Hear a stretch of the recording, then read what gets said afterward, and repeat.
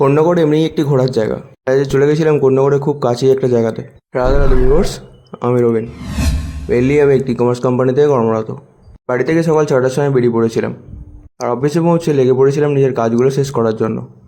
দেন বেলা হতে একটু বাইরে বেরিয়ে পড়েছিলাম, আর একটি দোকান থেকে হালকা করে কিছু টিফিন করে নিলাম। আর দেন আজকের মতো অফিস আওয়ার শেষ করে বেরিয়ে পড়লাম বাড়ি ফেরার জন্য। আমি এমন একটা জায়গাতে কাজে যাই, ট্রাস্ট মি, শুধুমাত্র কাজের উদ্দেশ্যে যাই বলে তাই, নাহলে আশেপাশে এত অফুরন্ত ঘোরার জায়গা আছে যে গিয়ে শেষ করাই যাবে না। যেহেতু আজকে একটু টাইমের মধ্যে বেরোতে পেরেছিলাম, ওখান থেকে সোজা চলে গেছিলাম বেলুড় মঠে কিছুটা সময় কাটানোর জন্য। আর এই জায়গাটা নিয়ে কী বা জাজমেন্ট করবো। জায়গাটা এতটা সুন্দর আর শান্ত যে যে কোনো মানুষ এখানে বসলে আর উঠে যেতে ইচ্ছাই করবে না। বাট ব্যাপার হচ্ছে একটাই, এইসব জায়গাতে আবার একা একা বসলে ভালোও লাগে না।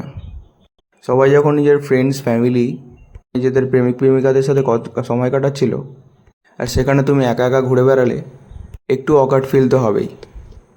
যাই হোক, তো জায়গাটা কিন্তু সত্যিই প্রচণ্ড রিফ্রেশিং একটা জায়গা। দেন ওখান থেকে ব্যাক করলাম বাড়ি ফেরার জন্য, আর প্রত্যেক দিনের মতো সোজা এন্টার করলাম জিমেতে। আর গরম দিন দিন মাত্রা ছাড়িয়ে যাচ্ছে, কিন্তু ব্যায়াম অফ করলে চলবে না। আজকের মতো নিজের ওয়ার্কআউটটা শেষ করে বেরিয়ে পড়লাম বাড়ি ফেরার জন্য। তোমরা প্রত্যেকে খুব ভালো থেকো, আর প্লিজ আমায় ফলো করো। হরে কৃষ্ণা।